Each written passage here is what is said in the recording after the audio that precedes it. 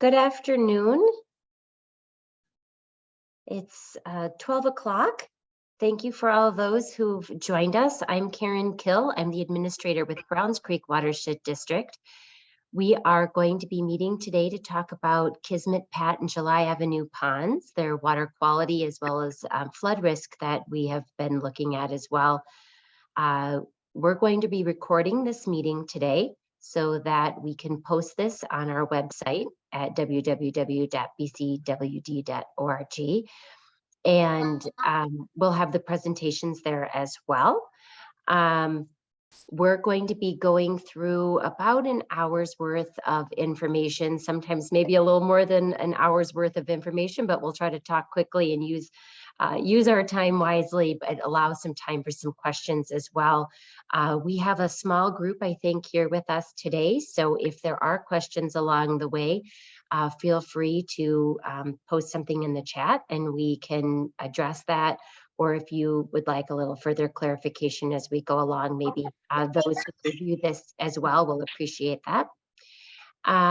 If maybe we could just start out with introductions today of those who are here with us. We have several of our folks that are presenting here today, but we also have some of our residents, I believe, with us as well. I'll start with our presenters first, and then those who are actually able to be in attendance.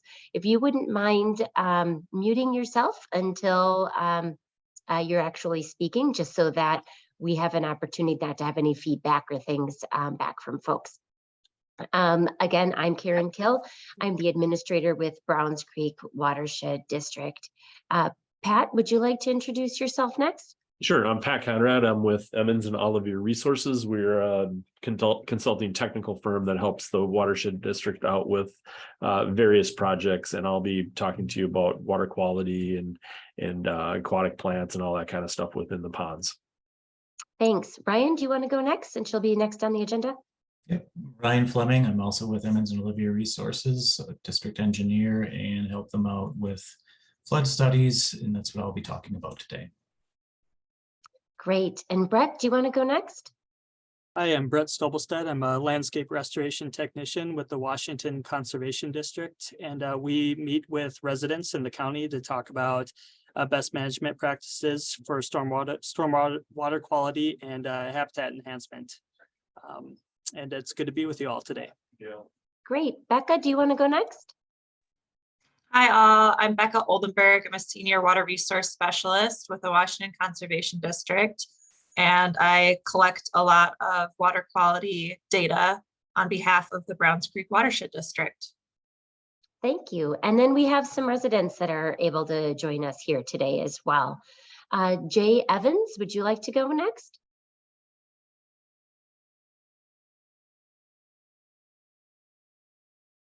There we go.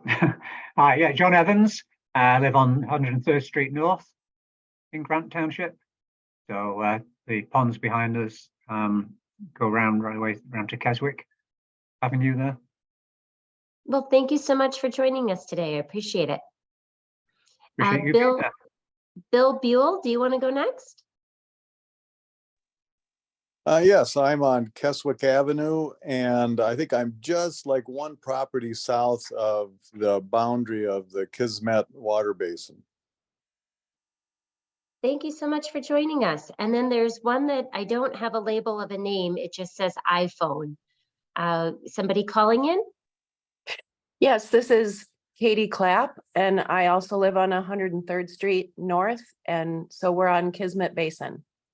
Well, thank you so much for joining us. So are you able to see any of the material, or are you just able to only hear us? I can see it also. Great. All right. Just wanted to make sure, so otherwise we would describe what we were doing a little bit differently otherwise. So fantastic. Well, thank you so much for joining us. And with this, I'm going to turn this over to just show the speaker mode so that you can just see the main speaker. I'm not sure how you're going to see it on yours, but that'll help be how it is on the recording. And I'm going to turn this over to Pat Conrad to tell us a little bit about the water quality pieces for these water bodies and just generally on shallow lakes, large ponds. Thanks, Pat. Yeah, great. Let me just get my act together here. I'm going to stop sharing mine. as soon as I move this out of the way. There you are. And can you just confirm for me, Karen, that you're seeing mine? I can see it great. Thank you so Okay. much. Great. Yeah. Okay. So again, I'm Pat Conrad, and I'm a water resource specialist with the firm Emmons and Oliver Resources. We've been working with the Browns Creek Watershed District for over 20 years, helping them out with, flood studies, water quality, et cetera. And the district has gone through kind of a systematic approach of developing lake management plans for all their major resources. Okay, so one of the bigger lakes and resources in the watershed district is Long Lake. So we've done a pretty exhaustive lake management plan on Long Lake. We've looked at some of the others, including Masterman, Benz, Bass Lake, etc. And really, we've kind of what the district has done is kind of gone through a prioritization process of really knocking off all these really big resources, these big watershed lakes, the chain of lakes up north, the school section, Goggins, those have all been covered. And now we're kind of getting towards the end where we're taking that same approach of developing lake management plans, but kind of extending that down to what we would more consider to be large ponds. Okay. So, really, as we go through this presentation, we're going to kind of be using the term pond and lake interchangeably.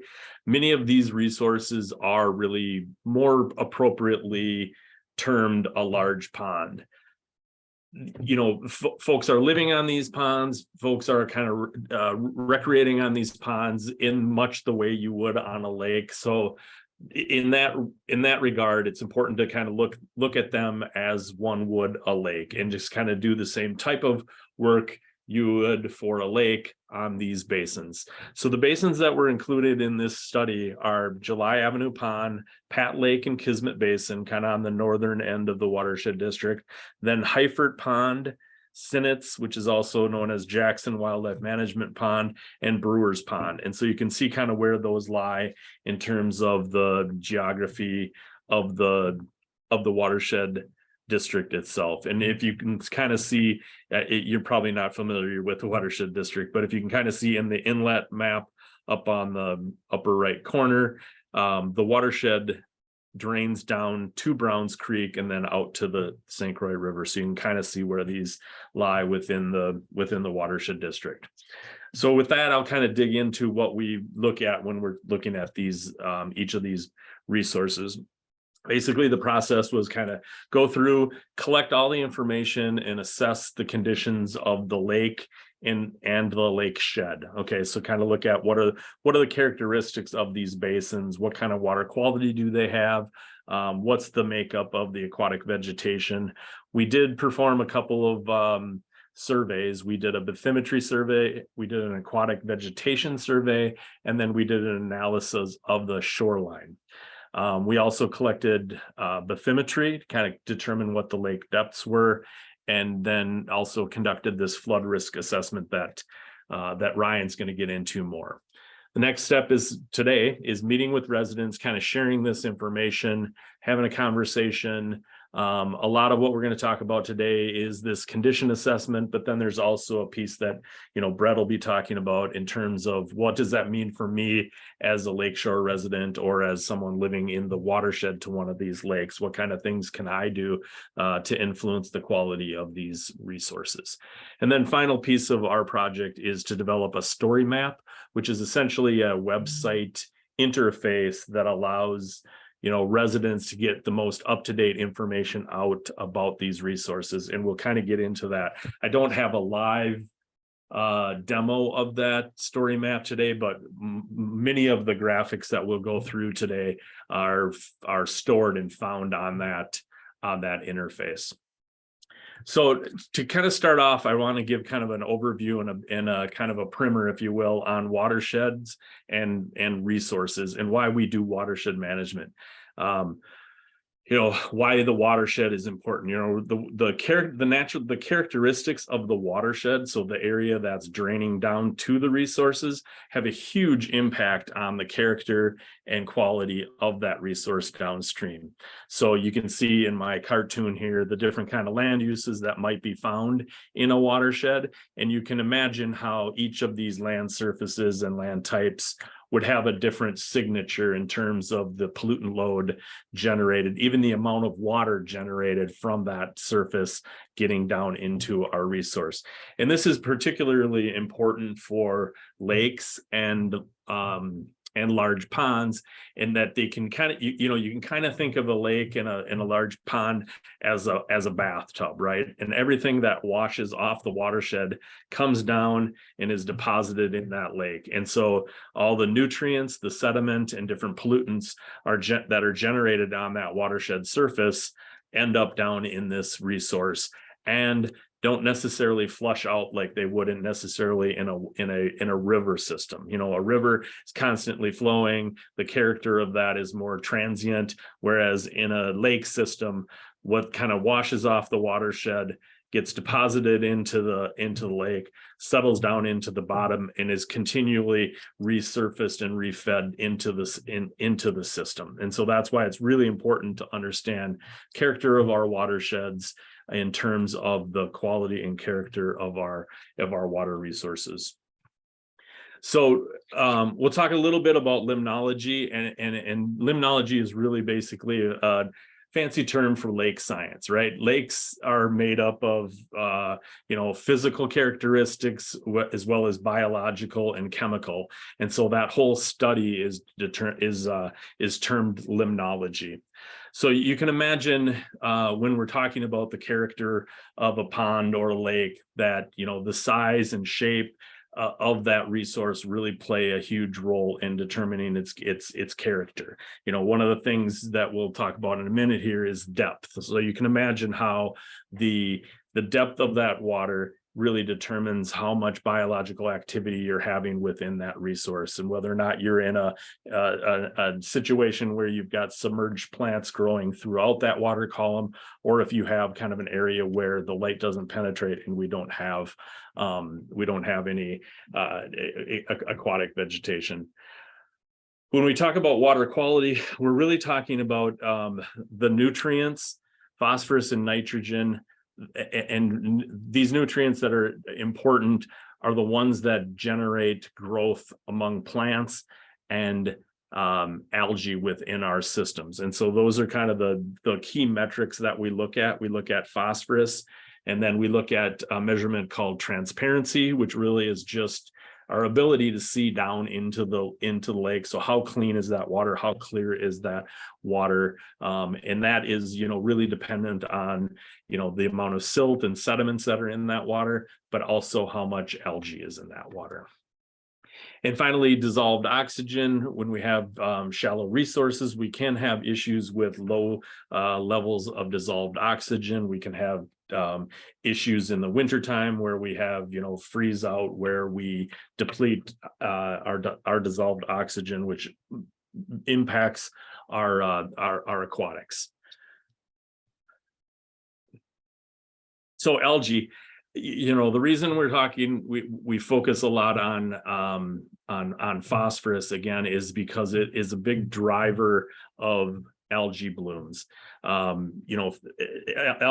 Phosphorus is considered the limiting nutrient when it comes to algae growth, which means, in a natural system, if we added phosphorus to that is what's going to kick in and allow for extreme growth of algae. Algae in and of itself is not a bad thing, right? It provides food for zooplankton, which in turn then are food for fish, so they are important part of the ecosystem. But when we have excessive algae, that's when we can have really bad issues. So, from bad smells to just kind of a visual impairment.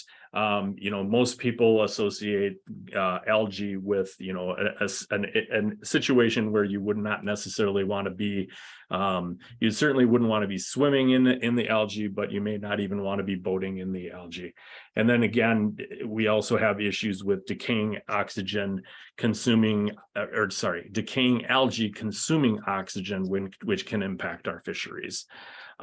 We also have an issue with certain types of algae blooms having some toxicity issues, and that's kind of a less common occurrence, but it can happen where we have toxic blue-green algae, which can be harmful to dogs and that kind of thing that might be drinking out of that water. On the other hand, we also have aquatic macrophytes or weeds within our water bodies. And again, this is the same kind of thing as with algae, is that obviously these provide a very important ecological component to the lake, providing a nursery area for fish, a refuge for zooplankton. They obviously have a great benefits, but in excess, when we have excess amounts of aquatic macrophytes, that can be seen as an issue with lakes and our ability to recreate on lakes. We can have fairly significant masses of aquatic macrophytes, as you can see in this picture from Bass Lake, that really do impair our ability to even kayak or canoe within that resource. So the takeaway here is that really our shallow basins, our shallow ponds really only exist in one of two states. They can be a clear state where we have clear water and aquatic plants, or we have the opposite where we have a turbid state, which is dominated by algae. And really, these water bodies want to exist in one or the other of these situations. So there are things we can do to try to clean up lakes to get them to flip, but once they've gone into this turbid algae dominated state, it's really hard to get them back to that clear aquatic plant state. So if you're looking at a small pond or a small lake, large pond, you'll maybe see excessive weeds as a bad thing, whereas really between the two states, I think you'd much rather be in that clear state with dominated by aquatic plants. So that's kind of the background of all the, kind of the limnology or the lake science study of this. The ponds that we'll be talking about next are all very shallow basins. And so they are really going to exist in one of these two forms. In many cases, unfortunately, they are in that turbid algae dominated state. So I have information that I've developed for each of the following ponds: July Avenue, Kismet Basin, and Pat Lake. And so I'm just going to run through those, but perhaps it sounded like maybe we were all from Kismet in this meeting, but I think I'm still going to go through these other ponds so that when folks tune into the recording, they'll be able to see this information. So starting off with July Avenue Pond, you can see it's a small lake. It's 12 acres and its maximum depth is about 10 feet. You can see this is located up in the city of Grant, and kind of the relative size of that watershed to these basins. Generally, the smaller that ratio of watershed to water body, the better for that resource. You've got less land draining down to that basin, less nutrients coming into that basin, less of a load of nutrients coming into that basin.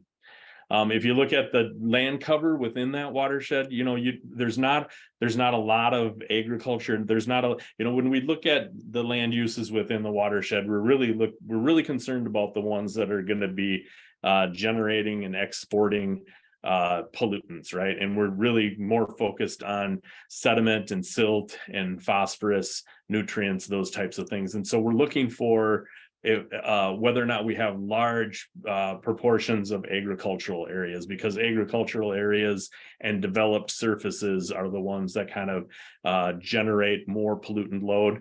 more volume and concentration, so more load of nutrient down to the water body. And so you can see in this watershed, there's not a huge component of the watershed that is in agricultural use.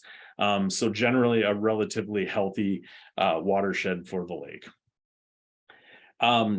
Unfortunately, the water quality monitoring data indicates that the lake grade for July Avenue Pond is an F+. The lake did not stratify in 2021. When lakes stratify, but let's skip over that. Let's go into the bathymetry.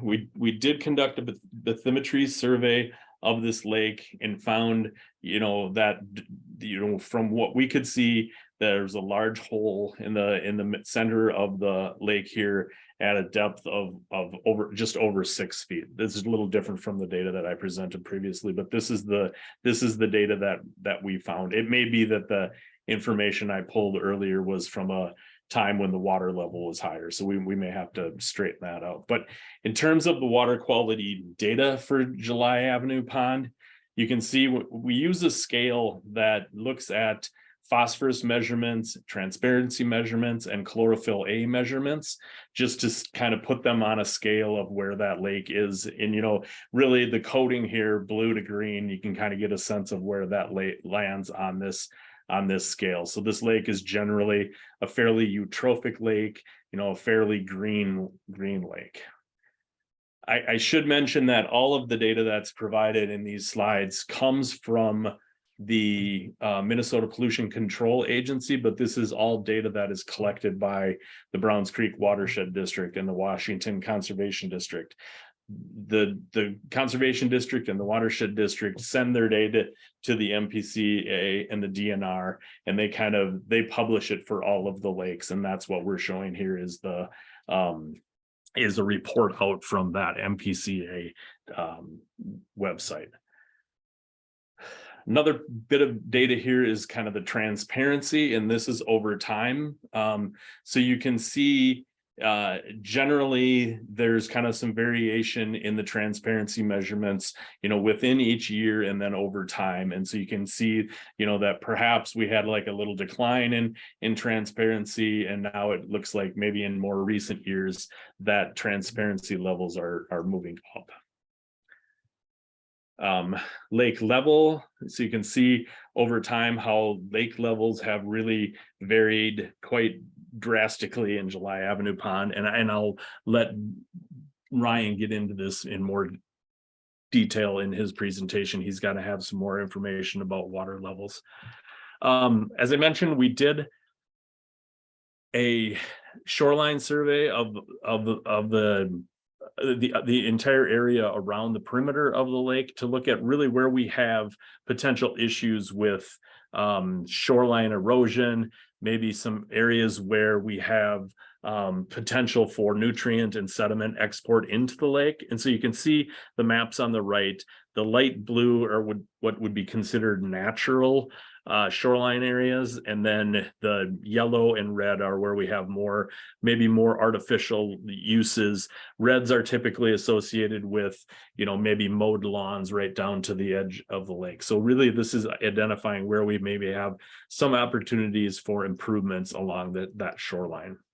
And just for reference, what a natural shoreline, what it means when we say natural shoreline, it's where we have, a pretty good continuum of vegetation from the upland down through the shoreline and into the lake. And you can see how that, it would both stabilize that shoreline edge and provide habitat for fish and other animals that use that edge.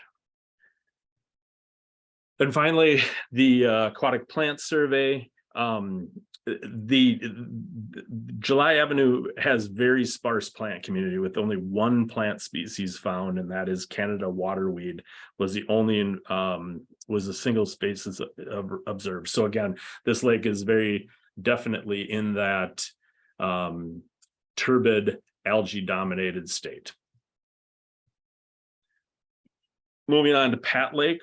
Again, very similar to July Avenue in terms of that ratio of watershed size to lake. This lake is about 20 acres.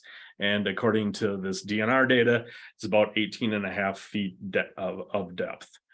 Again, very similar to July Avenue Pond watershed in that there's not a lot of heavy land uses in this watershed that would be generating a lot of nutrients. In this watershed, there is more residential development. So we do have more hard surfaces in this watershed, as indicated by these red, the red and gray being houses and buildings and roads. So this would have a little bit different characteristic than the July Avenue Pond area where we had some agricultural areas. But in general, the watershed to Pat Lake being fairly clean. So a little different in July Avenue Pond in that this lake is at a B grade. It's also considered a shallow lake, as we see here. The bathymetric survey that we did last year found a hole of about 10 feet in the center of this lake. So again, moving into those water quality measurements, you can see how this one is trending a little bit closer to that center line, to more of that mesotrophic, less of the eutrophic. The water quality observations have been, a little better for this lake than they were for the July Avenue Pond. In terms of water clarity, now here we're showing a fairly constant, generally upward trending pattern in terms of the water clarity. And the measurement here is, that swath is between, 5 to 10 feet of clarity. In other words, you'd be able to see down into that water column 5 to 10 feet.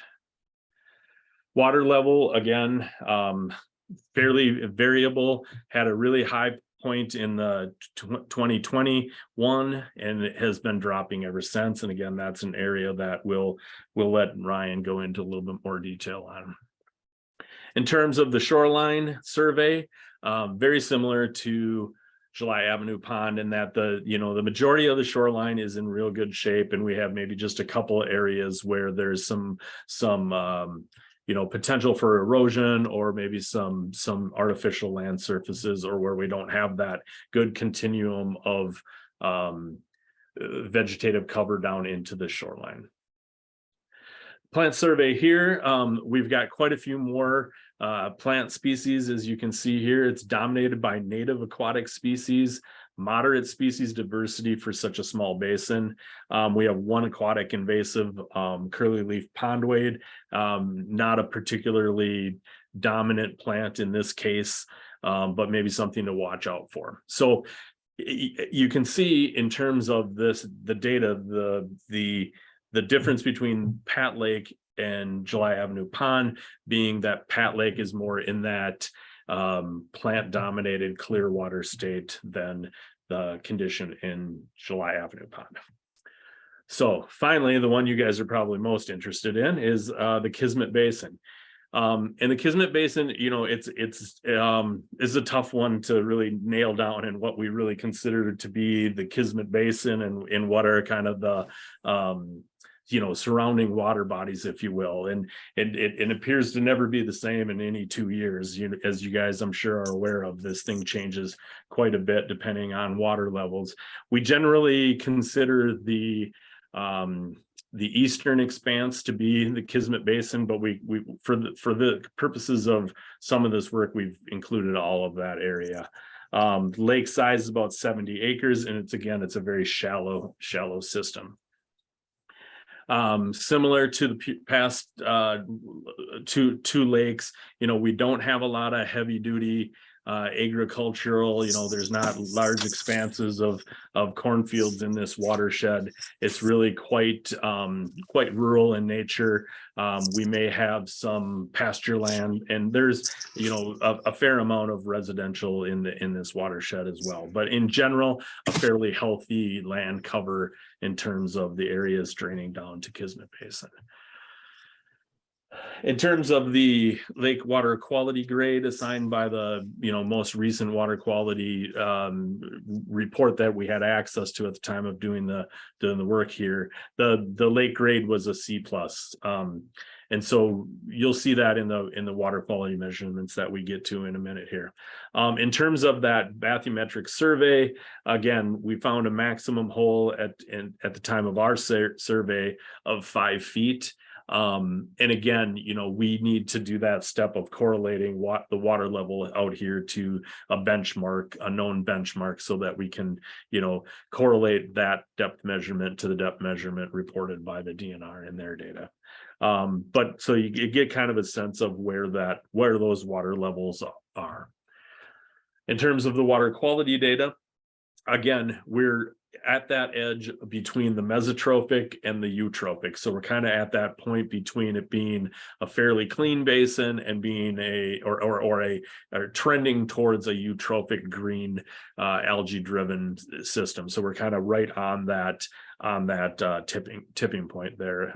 Typically it'd be considered around that 60 would be the point at which we're considering it a little bit more algae driven than clean water. In terms of that water clarity, again, similar to the Pat Lake example, where we've got somewhat of a generally a positive trend in water clarity, with observations being around, you know, between maybe 2.5 and 7.5 feet of clarity within the lake.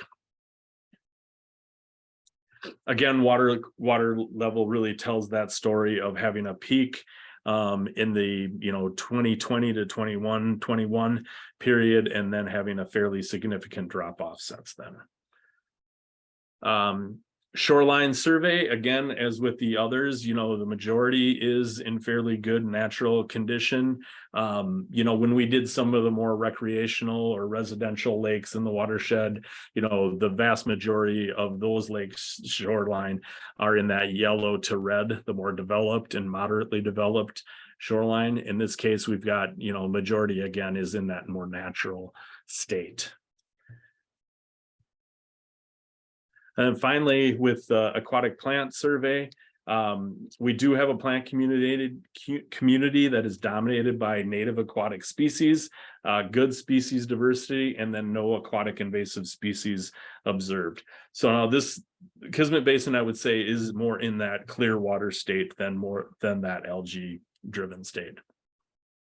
So that's kind of the overview of the quality of these resources. And again, we'll be developing and publishing a story map that allows you to go in and pull this data out, view it at your own, you know, your own speed. It's filled with it's loaded with links to other outside resources, but again, those will link us to the MPCA and the Minnesota DNR. That is, again, it's kind of serving up the data that the Watershed District collects. So with that, I think that's what I have in terms of the quality of the resources and the survey and assessment work that we've done on these resources. And I think I'll turn it over. I'll stop sharing, and then I'm going to turn it over to Brett to talk about, you know, what kind of actions can residents take to improve the nature and character of these resources.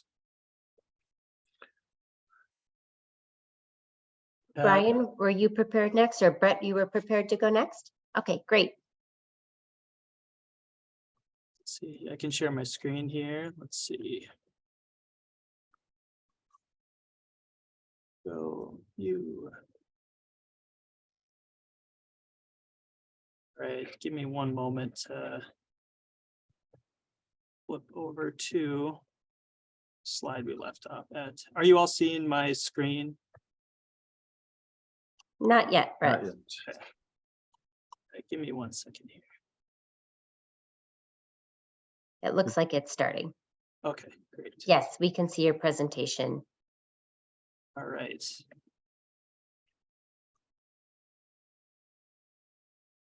Great. Well, thank you, Pat. I'm just going to take a few moments to introduce some of the practices that you all can think about and consider for your property when thinking about improving and protecting water quality in any of these basins or water bodies that Pat has introduced and talked about. And I'll just mention again that I'm a landscape restoration with the WCD a technician with the WCD, and we offer free site visits to county residents every year and help administer the Watershed District's mini grants program. So if anything jumps out to you over the next several slides and you have some ideas that are starting to percolate, feel free to reach out to us, and there will be a slide at the end that includes a link to our site visit request form. So you can feel free to navigate there and sign up for a site visit this spring, which is around the corner. It doesn't feel like it this week, but it is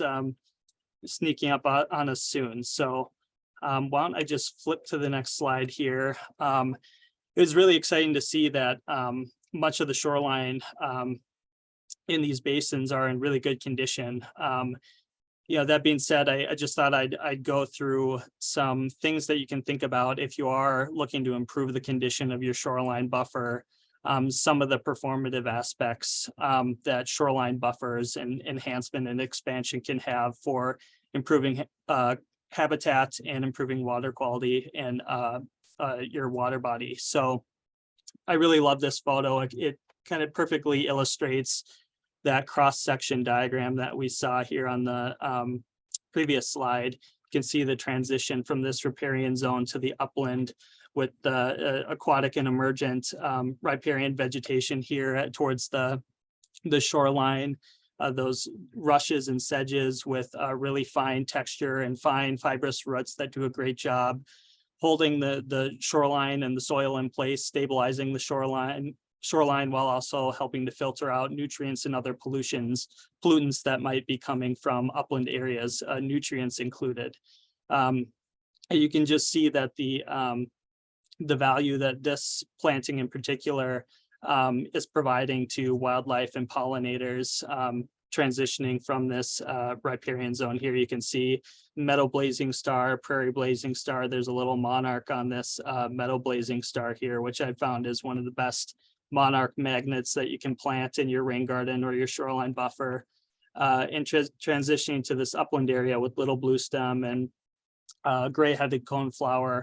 And you can just see how that composition comes together and how the species selection and the placement was thought through carefully and strategically to make sure that this established full and healthy. And this is, I'm not sure when this snapshot was taken. Usually it takes about 3 to 5 years for these buffers post planting or seeding to really come into their own, but this one's looking great and in really good condition.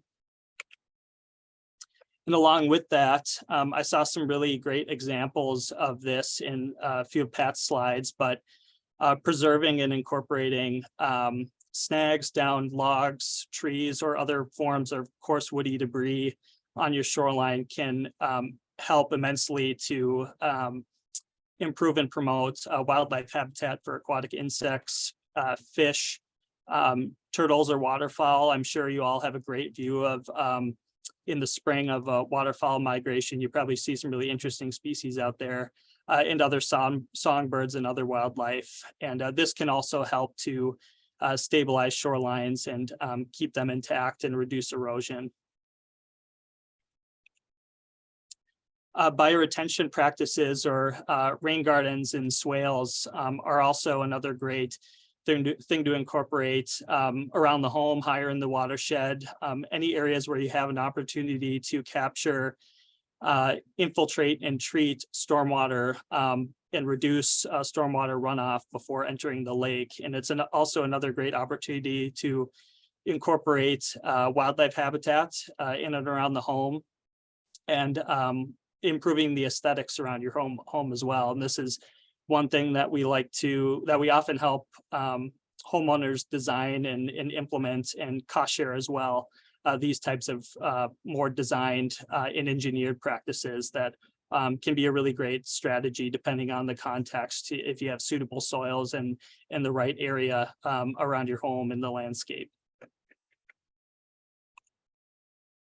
Turf management as well is another area to look into. If you already have a fair shoreline buffer that's in fairly good condition, natural shoreline buffer that's in good condition, and you're looking for other opportunities to reduce pollutant loading and nutrient management, looking at the healthy lawn alternatives, low input lawn alternatives or species can be a good thing to consider, and how you're maintaining your lawn as well, making sure that you're mowing, alternating your mowing patterns, keeping your mower blades sharp, and basically doing all the things you need to do to promote healthy root system and foliage in your turf can help perform some of those benefits that say a native shoreline buffer can, to somewhat of a lesser extent, but still a very important component to think about in your landscape holistically.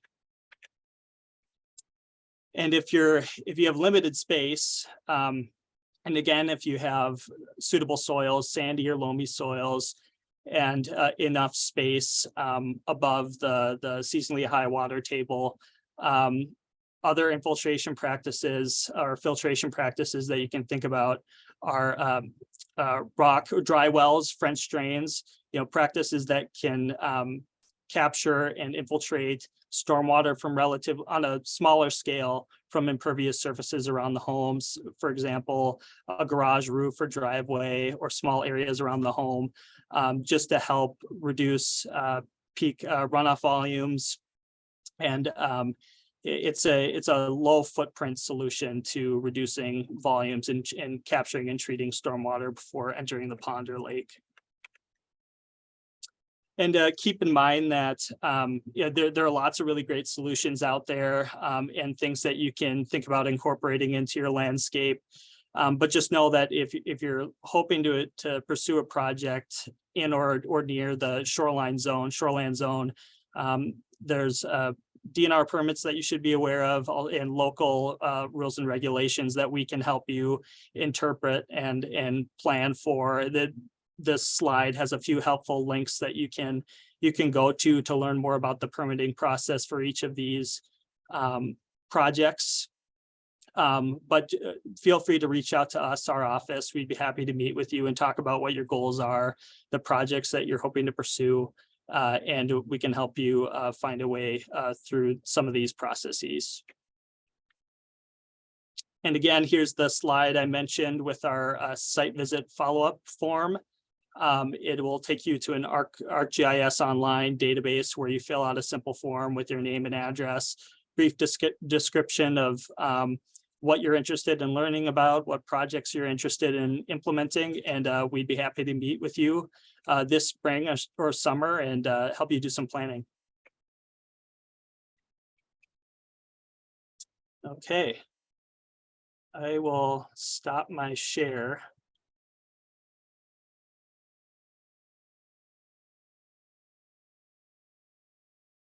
Thank you very much. And Ryan, do we want to turn it over to you before we open it up for questions?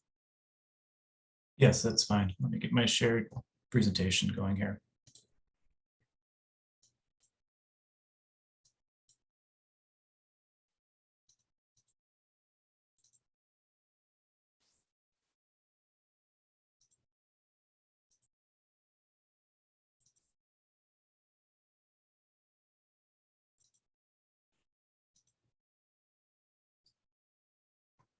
And we can see your screen. Thank you. Yeah, are you seeing the title slide or the We're seeing control? the July Avenue Kismet, Okay, the title slide. great. So I'm going to talk a little bit about flood risk and what we've been looking at. And I like to begin these presentations by briefly explaining what we're talking about. When you hear the 100-year event, a lot of people hear that term and it is a little bit misleading. Statistically, it's a storm depth that, based on the historical record, has a 1% chance of occurring in any given year. And that is to say that it can happen more frequently than once every 100 years. It's really a statistical percentage.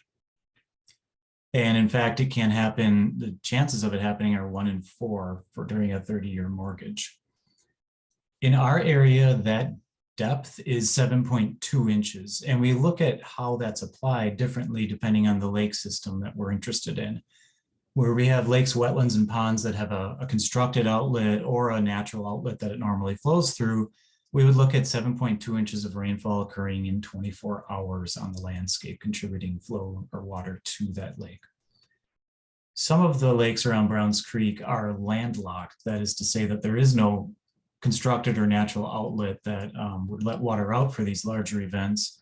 And we look at a little bit higher event for that. We're looking at, instead of just 24 hours where that rainfall occurs, we're actually looking at 7.2 inches occurring on frozen ground over a longer period of time. But what frozen ground takes away is what we account for the soil to soak up some of that water that falls on the landscape.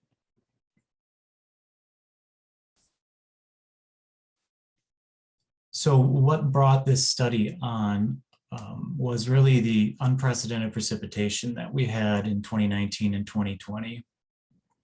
And these images are the same ones that Pat had shown in his presentation of the water levels since 2013, so the last 10 years. And I've boxed in blue where that 2019 to 2020, that high period of water. During that time, we saw, we had historical highs on July Avenue Pond, Woodpile Lake, if you're familiar with that one, within Browns Creek. And we saw some others that reached historical highs. We also had flooding on County Road 12, Kimbrough Avenue and Lake Elmo Avenue were both overtopped as well. We had complaints of driveway flooding, and we also had one house that experienced flooding in the summer of 2020. So that led us to take a little closer look at how these larger rainfall events or repeated rain occurring in short periods of time were impacting the water bodies throughout the district. Another thing that had changed, at least in the past 10 years, is that depth that we're calling the 100-year rainfall event. Prior to 2014, that depth was 5.9 inches occurring over 24 hours. And that was at a time when most of these areas were developed. Most of the lots that we're talking about around these ponds, they were developed when we thought the 100-year event was 5.9 inches. But now, looking at the historical records, that is actually more statistically like 7.2 inches. So we're looking at quite a bit more rain. So we took this information of water levels and rainfall, increased amount of rainfall, and we ran them on some computer models. So here's a brief history on what's been done in the past. They're FEMA floodplain maps you may be familiar with, being that most of you probably live near these water bodies. Back in 2004, analysis was done to figure out what that 100-year high water level was. And what I'm showing here, the blue dotted area, this is an example of Bass Lakes, just because I have these images handy, but it's the same analysis that was done on Pat, Kismet, and July Avenue. That outlines what was thought to be the 100-year high water level. FEMA outlines this as either you're in or you're out. If you're in that, if you have a building within that dotted area, then you are required to get flood insurance if you have a federally backed mortgage. The information that went into this analysis back in 2004 was the information we had at hand at the time, which included topography that was a bit coarser than what we have available now. So what we have now is, it's called LiDAR information, and it's topography that is accurate to within 1 foot of elevation rise. So we have very accurate elevation information to tell us how much water is getting to these water bodies. And that enables us to look at the landscape a little bit differently, because you see in magenta, where the magenta polygons show up on these, we've got, those are areas of storage that would not necessarily discharge when we have a large rain event. So under the previous, I'll say modeling, computer modeling, these areas were assumed to all make it to the lake, but when we look a little closer, we may have some areas that are capturing water, filling up, and could be producing some risks to other properties that we weren't necessarily focusing on before.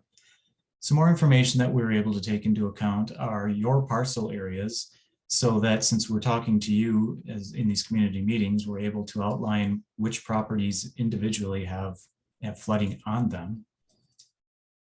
And then the state also has land cover information showing us where we have roads, buildings, driveways, and that's the yellow that I've just brought into the screen here. So we can see where we have road and driveway overtopping from rainfall events where it intersects these high water levels. More information we're able to take in is the county has a database of septic system locations as well as well locations. And in rural areas where we have septics and wells, there are some concerns when water can get into those from a flood event. The other piece that I mentioned, we've got the latest high water or water level information, whereas the FEMA study looked at the past rainfall record included maybe 7 or 8 seasons of information because we started looking more closely at these basins in the 90s. Now we're able to look back at more like 20 plus years. And we see that these high water levels have occurred with some frequency, but as I said, they're the highest in 2019 and 2020. So it did make sense to consider somewhat of a worst case scenario when taking a look at these water levels and running those 100-year high water events on them, being that they do seem that could be probable. As I mentioned, we included the wells and the septic system location in our analysis. And that's because besides flooding causing damage to property and cutting off accesses on roads and driveways, there are risks to health and safety when wells and septics get inundated. For instance, if your well gets inundated from surface water, there could be pathogens and contaminants that get into your drinking water. There are short-term solutions such as boiling water if that happens. And then after the water recedes, you would want to have your well disinfected and do a pump test. If that's something that could occur with some frequency, you might consider moving your well. And then septic system inundation certainly can cause problems inside of your structure because you can have backups. And if they get flooded by water, they can result in contamination of groundwater as well as the lake that you live on.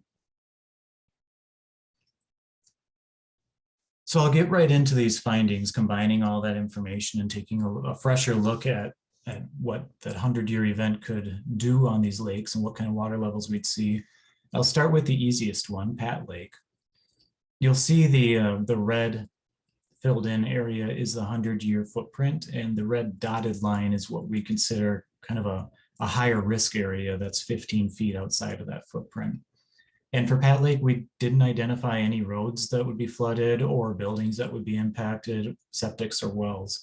However, there is a disclaimer here that the state and county databases that have where locations of buildings are, as well as the wells and septics, they are by no means complete. And in fact, there are 7 parcels around Pat Lake that we don't have all that information on.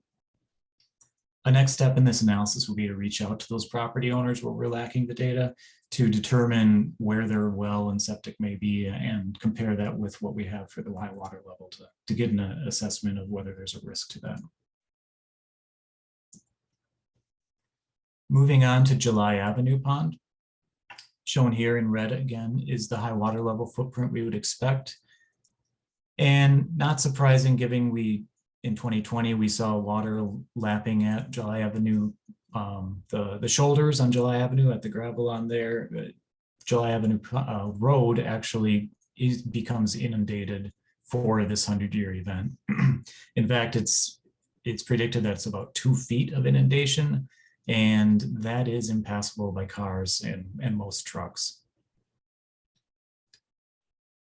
We have, and that's the blue, the green dotted line shown on the graphic here.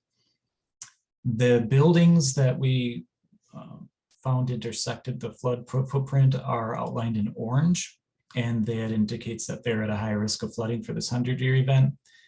And they are located on 3 lots. We identified 5 buildings, actually. One of them did not get captured in the database, but it will show up in our final report.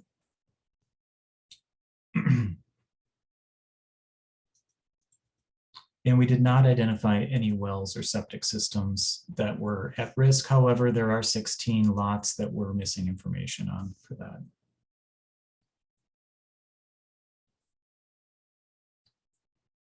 For Kismet Basin, the high water level is shown in green. I've changed this up from red to green because Kismet actually does have an outlet. It's not a landlocked system, so we look at it a little differently in terms of what causes that high water level.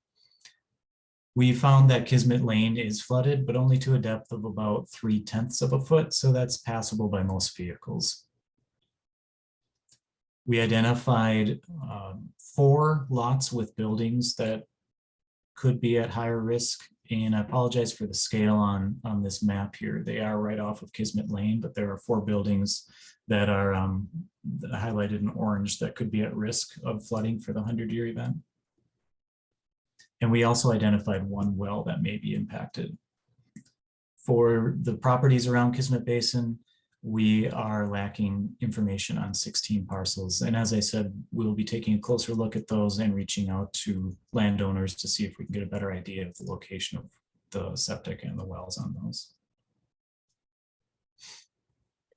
Ryan, before you move on from that slide, were you going to talk about the outlet structure that was put here when you said that it is not landlocked? Do you just want to give the 30-second overview of why that is? Yeah, I can give a little bit of information on that. So the Kismet Basin had previously been landlocked, I believe, prior to 2002. And that was one of the district's first projects, was to provide an outlet path for water to lower in this area. And so that the outlet path is over to the east, and it consists of a number of basins and constructed pipe and pond outlet structures. Being that it was in 2002 and we were considering the 100-year event at 5.9 inches, in which case now we're looking at a larger event. And so we are seeing some risks to properties, whereas they may not have been flagged for being at risk under that previous study and project. I know that we have some folks from around Kismet Basin, so I did zoom into some of these properties, and they're kind of hard to see on this map. One of the properties that we have some concerns with the building is at 10190 101st Street, and you can see the yellow outline is the approximation of the building. Now, this is all automatically done by remote sensing of how light reflects off of these things. So you'll see it's not a perfect depiction of a building, but being that it does intersect our green flood footprint here, and that green dotted line, we did flag that as possibly being at risk if the 100-year event were to happen.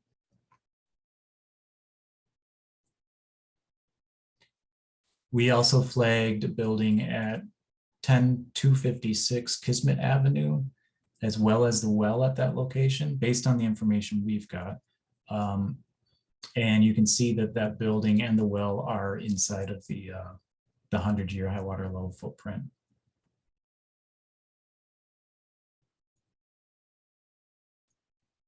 Also at 10280 Kismet Lane, that's the one in the center here. And that is a building that intersects both the footprint, and then we've got this yellow or green dotted line as the 15-foot offset from that footprint, just being that if anything occurs in there, we consider it being at risk of flooding.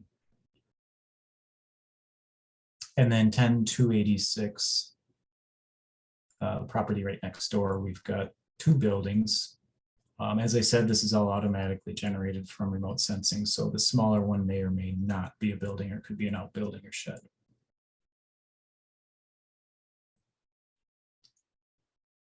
Got some information on what you can do if you believe that you're at risk of flooding and when to take action. When we look at the 100-year water increase, that is to say, the water level where it is right now, or where we looked at it in 2020, and we run a 100-year event on that, it bounces up about 3 to 4 feet for all 3 of these ponds. And then when we look at how long it takes to draw that down for the landlocked ones, which are Pat Lake and July Avenue, we see that in the data it takes about a year for it to drop 2 feet or so. So obviously with your building, the greater distance your building would be from where that water level sits at any given time is better. And as we've looked at considering how much it bounces up and how long it takes to draw down, we would recommend that having 6 feet between the water level and your building is desired, but more ideal would be more like 10 feet in these landlocked systems. If the water level is greater than your comfort level in a given year, we recommend that you consider enacting a flood action plan for your property. Involved in that would be identifying where low areas are that water would collect, and any areas prone to erosion that might threaten your infrastructure, your buildings, or your septic area. And to plan out some protection measures for those pieces of infrastructure to prevent any water intrusion. It's also a good idea to estimate how much time it might take to implement. Is this a matter of just some simple weekend project, or is it a greater project that you need to involve a contractor? And then also quantifying and sourcing those protection measures. Supply chain has been an issue recently, so knowing where you can get landscaping supplies from the landscaping supply store or hardware store, and then identifying any items that would take a longer lead time, like a large landscaping project, if you need to get a sump pump or a secondary power source for a pump. A couple of flood mitigation strategies that are low tech. One of them, simple maintenance, how you manage runoff around your property, snow and ice, making sure that your gutters, your ditches, any culverts that you've got, making sure those are all clear. Also making sure that you've got positive drainage away from your structures so you can get water out of there. Obviously, there are landscaping projects where you can divert water away from your structure if it comes up from the lake. Considering a secondary power source for your sump pump, exterior French drain and waterproof sealants. That's actually one of the Browns Creek residents implemented a system of that just this past fall. Sandbag barriers as a temporary measure. They do take time to construct, and as well as the materials. And then last but not least, purchasing flood insurance. I will say this is not a FEMA flood study. FEMA does not have any plans to redo the mapping. So this information isn't going to result in, if you have a structure that's at risk of flooding based on this study, it's not going to mean that you need flood insurance necessarily. But when FEMA does come to a time where they want to revisit the mapping in this area, they will be looking to the local governments for the best available information. And at this time, this is what we've been looking at as the best available information. A couple of items of what we can do. Browns Creek does regulate new and redevelopment, making sure that those types of that projects adhere to the stormwater runoff standards. One of them is making sure their buildings are high enough above the floodplain, as well as any adjacent structures that they may be impacting. We're also studying water levels. Some areas, when we see water levels coming up quickly, we're studying them at a more frequent rate, such as weekly, so that we can help anticipate any problems. As well as knowledge sharing. We're reviewing the current state of the science and flood response planning, and we're also able to link residents with available guidance and information. This slide, and we will be sharing this on the website, this slide contains links to information on flooding and flood preparation. Everything from the Washington Conservation District has linked information for local up to the state level. And then we also have the FEMA Map Service Center if you're ever curious looking at what FEMA considers a flood risk in your property.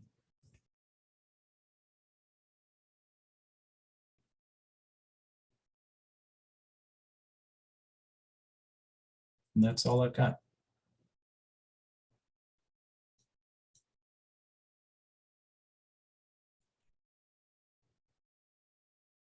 Well, thank you very much. I know we have a few other residents who ended up joining us along the way after we did our introductions, but I just wanted to open it up to any questions that any of you may have.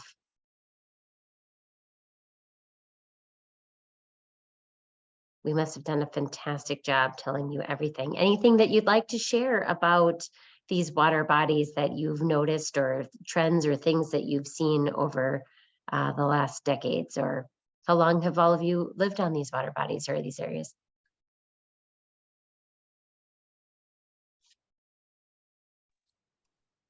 Thank Hi. you for, go on. This is John Evans. Thank you for the presentations. It's very, very informative, and certainly like to have Brett come out and have a look at our waterfront sometime. Yeah, I've certainly seen the levels go up and down, and yeah, really appreciate your information. Thank you, John. I definitely hope you fill out that site form and or just send us an email based on the same. You can send it directly to me too. We coordinate with the Washington Conservation District as a partnership. So feel free to let us know if you're interested in signing up. We'd love to. Great, thank you. I think there was another question that someone was, or comment someone was going to make. You can go ahead. Hi, this is Katie Clapp, and I also just want to say thank you very much for this presentation. It's really helpful, and I'm so glad that all this information is being gathered and the water bodies are being studied. And we will also be interested in having Brett come out and look at our property to see what we might be able to do. And I hope that some other residents watch this. I think must be a big challenge to reach out, to some of the people to get everybody involved and interested in trying to improve the water quality. So I wish you luck with that, and thank you again. The folks who have, a potential risk or where we're missing information, will be sending a letter more, directly to them with that specific information, so we can let folks know about flood risk or be able to understand, where their buildings and or septics or wells are. And we will have one more opportunity in person on March, I believe it's March 2nd, Thursday evening. We'll be going through some information on all of these water bodies that Pat Conrad had mentioned, including these three, as well as 3 others that are right in Stillwater. So we'll be at the Stillwater Living Center in person for that one. So hopefully we have a few others who can join us as well. Karen, there's a question in the chat about the water level increase, clarifying that the 100-year event would cause these water bodies to come up 3 to 4 feet, and that is correct. That's what our model is predicting, that that the water level would increase that amount.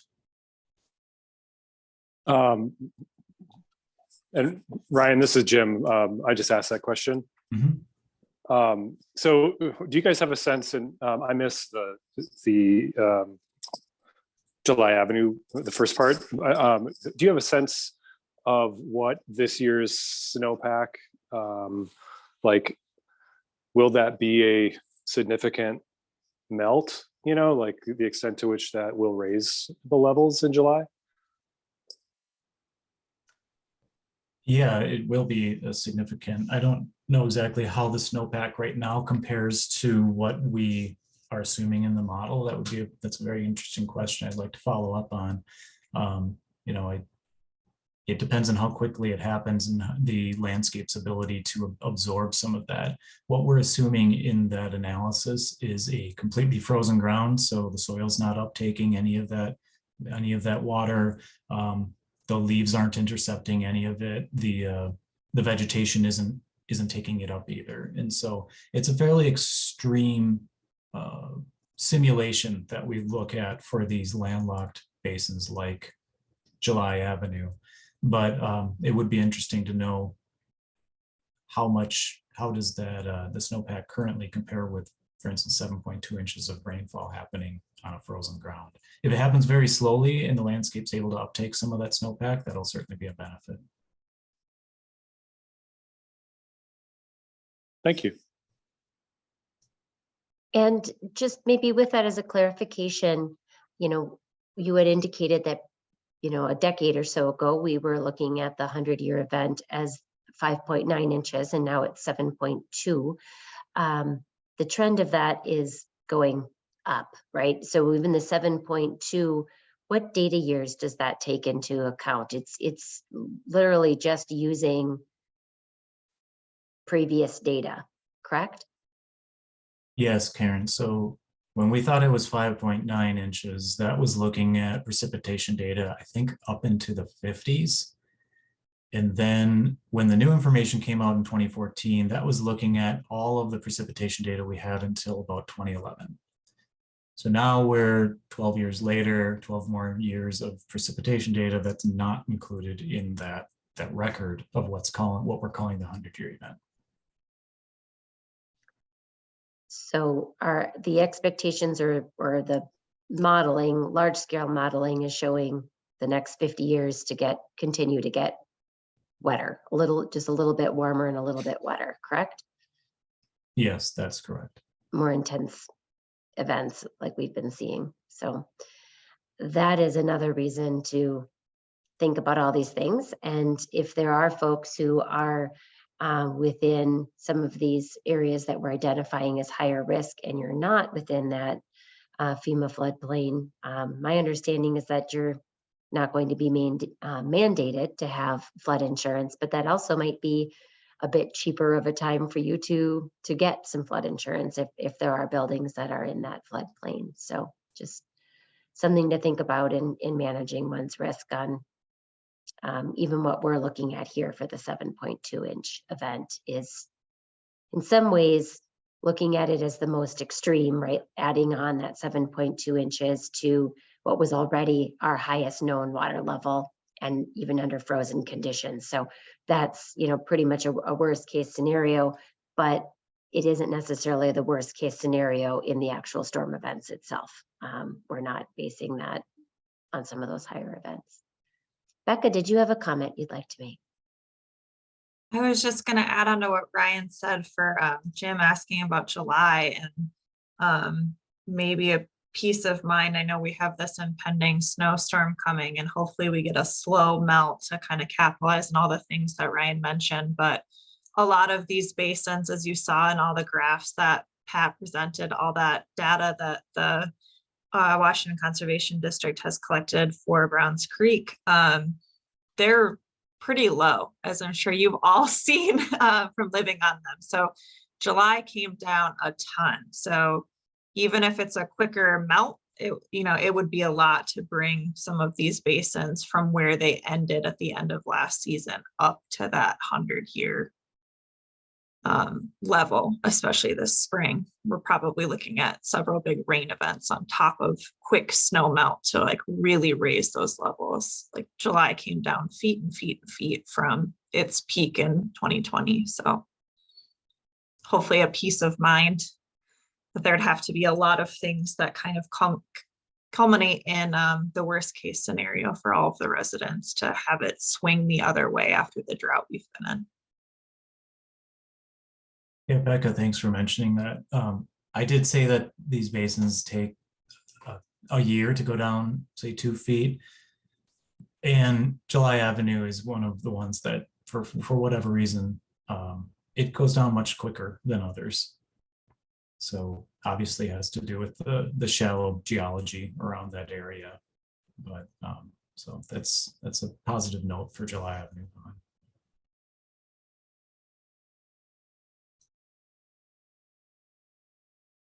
Any other comments or questions for us today? Yeah, hi, this is Brad Horning. I live at 12020 July Avenue. And yes, definitely it's very low, as you said. According to the maps, it looked like my house is one of those that would be affected by an event, the event you're talking about. Did somebody say that there would be further information sent out to some of the properties that show that they would be affected by We this? certainly, yes, we will definitely be doing that and send out. And some of the data that we have is not complete, so we'd want to make sure that we have as complete of data as possible for your property, so that we're giving you the best information we can be giving you. So if you would like to connect or email directly, if there's a time you wanted to chat directly, if Ryan, maybe you can let me know if there's anything additionally that we're looking for information on the Horning property. And we could get even just email over to you directly, since we've got you here. you know, the zoom in of your property, and just to kind of see what we're predicting, or what our models are showing. Okay, thank you. If you are interested, Brad, I don't know if I have it already, but if you wanted to put your email in the chat, I'd be happy to follow up with you directly. Okay, I will do that. Thank you.